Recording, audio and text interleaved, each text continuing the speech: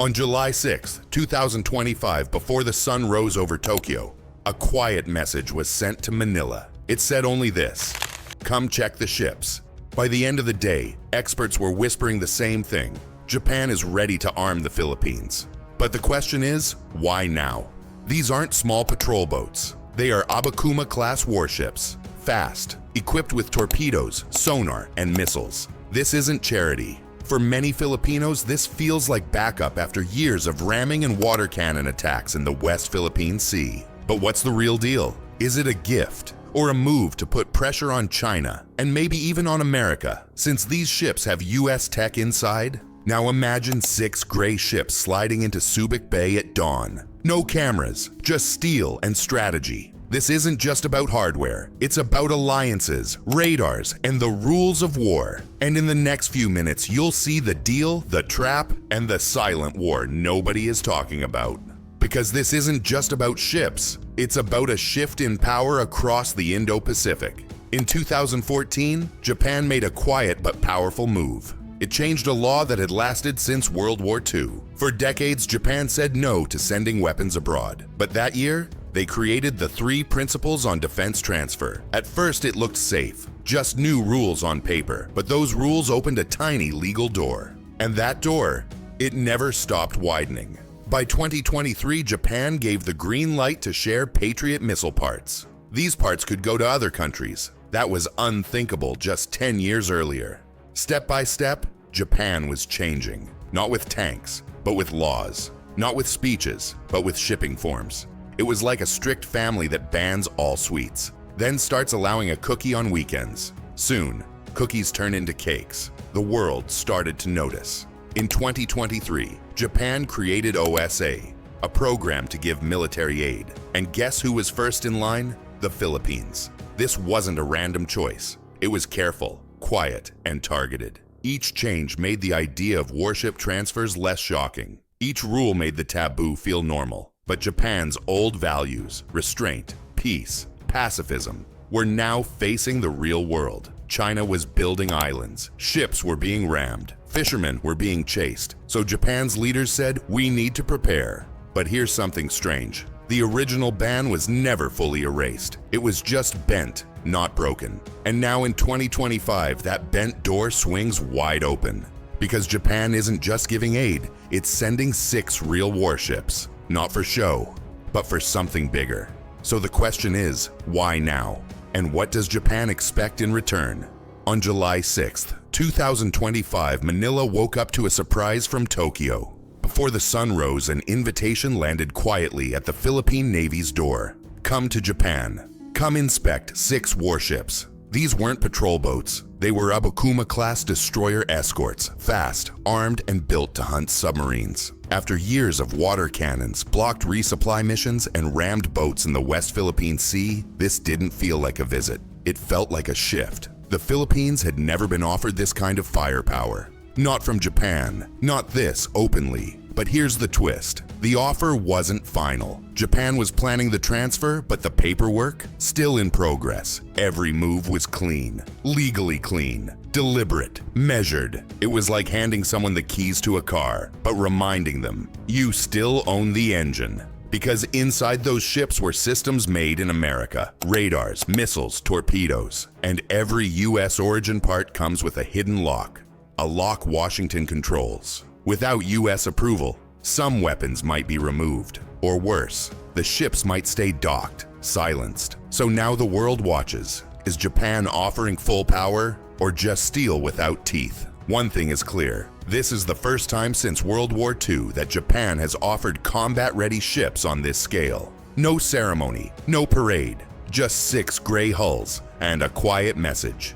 We're with you now. But the stakes are rising. China is watching. And here's the burning question. Even with some weapons removed, what can an Abakuma-class ship really do in a fight for the Philippines' future?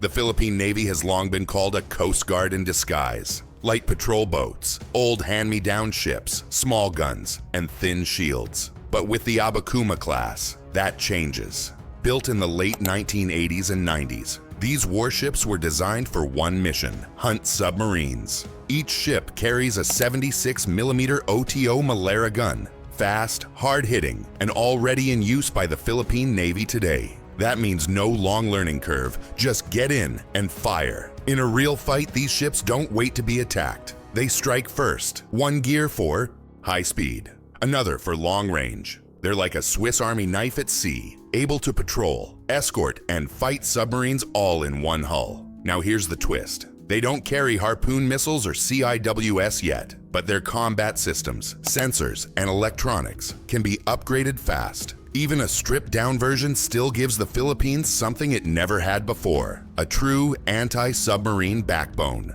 That means China can no longer hide below the waves without thinking twice. And Japan picked these ships for a reason. Compact, capable, transfer-ready. This is not charity. It's a calculated signal. The question now is, why did Japan choose these ships? And why at this moment for the Philippines of all nations? Japan is not sending its navy to base in the Philippines, but it's doing something smarter, something subtler. It's arming the outer edge without crossing the red line. The Abakuma ships, the OSA radars, the last access and training. Together, it's not just donation, it's defense geometry. No red flags, no direct escalation, but the message is still loud. The neighborhood now has sharp teeth. Imagine a neighborhood watch with shared radios, silent drills, and a readiness to respond. Not one loud police siren. That's the Philippines-Japan setup. And there's another twist. Japan isn't just spending money, it's becoming a defense partner, finally stepping out from its post-war shadow. Every joint protocol pulls the mesh tighter. Each step may look small,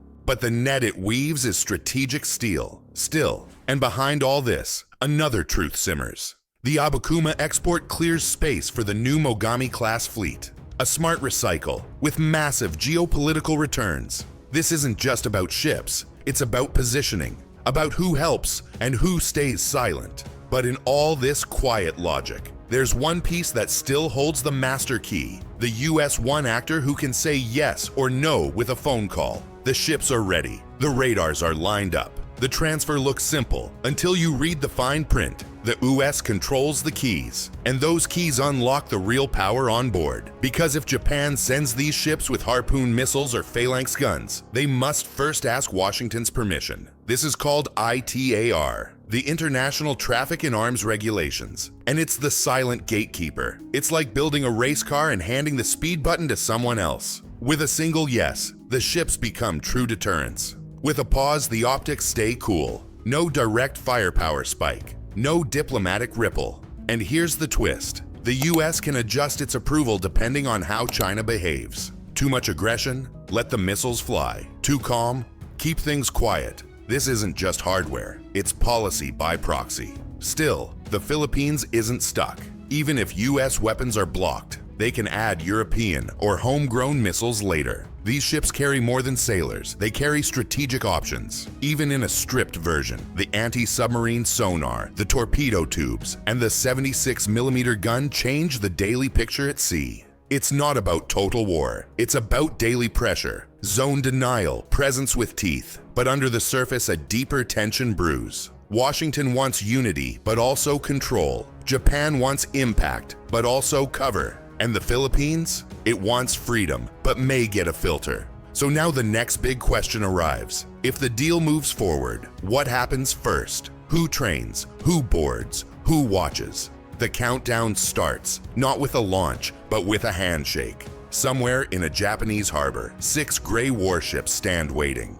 And now, the Philippine Navy walks their decks. These aren't just visits, they're inspections to choose the best hulls. The ones that can sail within months. Each ship is checked. Rust, electronics, sonar, engines. Only the strongest survive the short list. Next comes the refit. Some get new sensors, some command systems, some electronic countermeasures. But that's only the metal. The real challenge? Training the crews. Anti-submarine warfare refreshers, radar ops, command drills, all must be rushed, but nothing skipped. Think of it like adopting 6 racehorses. You don't just put on a saddle, you build a whole stables, team, and training ground. So Manila has 2 paths now. Config A, keep it simple. Fast prep ships join patrols by year's end. Config B, go deeper. Full tech upgrades. Deploy in 2026, but with more punch. RAA, the Reciprocal Access Agreement, slashes the red tape.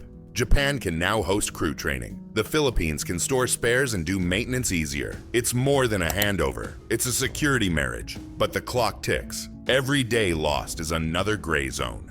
Incursion, another harassment at sea.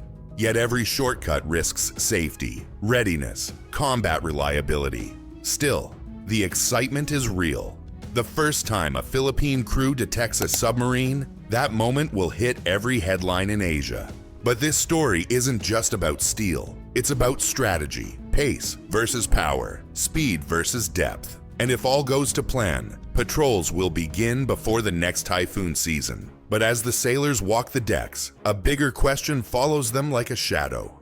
Why is Japan really doing this? What's their long game? Japan is not building a wall with bricks. It's building one with alliances. And the plan is clear. Not one big base, but a web of... They call it FOIP, Free and Open Indo-Pacific. But it's not just words. It's radars in Palawan, ships in Subic, drills in Luzon. And behind it all, a quiet playbook, written in Tokyo. This is not aid.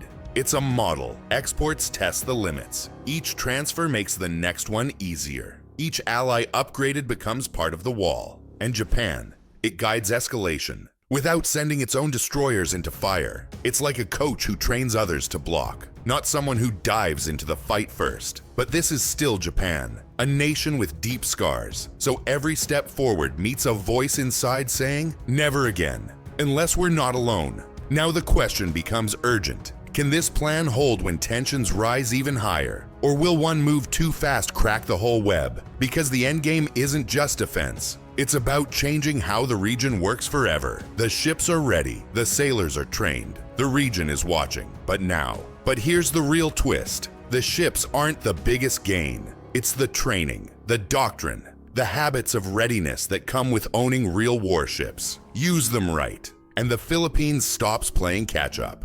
It starts shaping the game. 6 ships mean 6 patrols that China can't ignore. For the first time, the Navy can set a rhythm, a constant beat of presence across the contested sea. The world loves headlines, not maintenance logs. Can the Philippines keep them sailing? That's the real battle, not just firepower, but sustainability. And now the final question rises. Was this a gift or a calculated move in a larger game? This is not a donation, it's a blueprint. A quiet plan to build a wall across the sea without firing a single shot. These warships are not just metal, they are connections. Each one plugs into a larger network and shared commands. The real power here is not the missiles on board, it's the interoperability. The way Manila, Tokyo, and Washington move as one. Because in today's world, firepower alone isn't enough. You need networks. You need to move, talk, and respond faster than the threat. Now imagine this, a Philippine flag flying high above an Abacuma in Subic Bay. It's not just pride,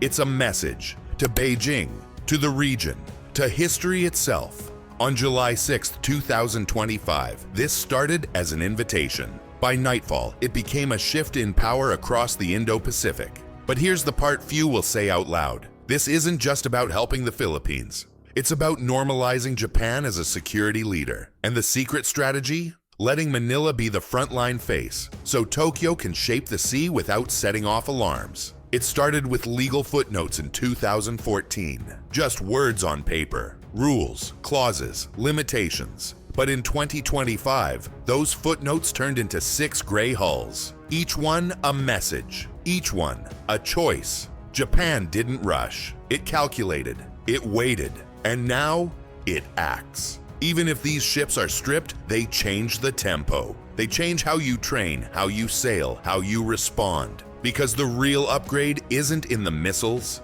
it's in the alliance. This isn't just about steel. It's about timing, doctrine, and trust. So what happens next? If you want the deep dive on loadout options, harpoon/phalanx versus alternate fits, and how the crew pipelines will train for this, just type loadout in the comments. Now think hard. If you ran the Philippine Navy right now, what's your priority? Do you upgrade for anti-sub warfare? Do you bolt on anti-ship missiles? Or do you train for 24/7 patrols to own the sea? Drop your answer below, because this isn't just military planning. It's about shaping the future before someone else does it for you.